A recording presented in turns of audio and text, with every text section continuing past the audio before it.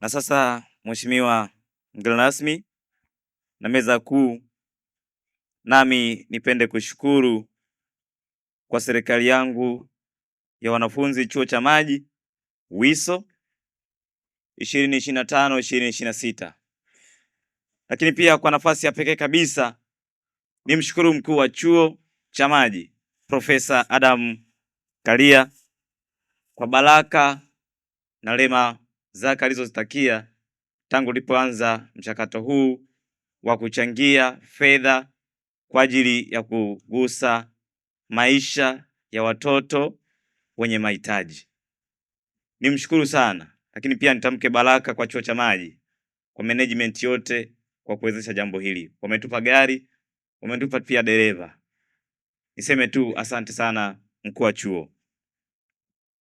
Lakini pia niwashukuru wanafunzi wote wa chuo cha maji kwa kujitoa kwao, kwa michango yao, kwa kutoa nguo, viatu na vitu vyote ambavyo wameshiriki kwa namna ya kipekee kabisa, nanyi Mungu awabariki sana. Lakini pia nipende kuwashauri jambo moja.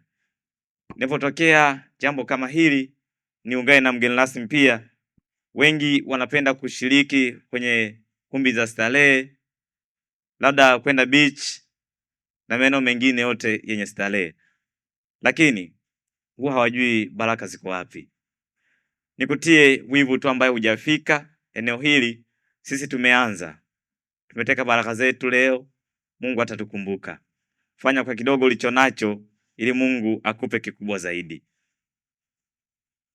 Ndugu mgeni rasmi, kwa neno la mwisho kabisa, wewe na meza kuu, Mungu awabariki sana kwa ujio wenu, kwa kutenga muda wenu ili kujumuika na serikali ya wanafunzi chuo cha maji. Naamini kazi ni nyingi mlizokuwa nazo, lakini kwa sababu mmejali kwamba kuna kitu hiki kinatakiwa kifanyike kwa ukubwa wake, nami niwashukuru sana.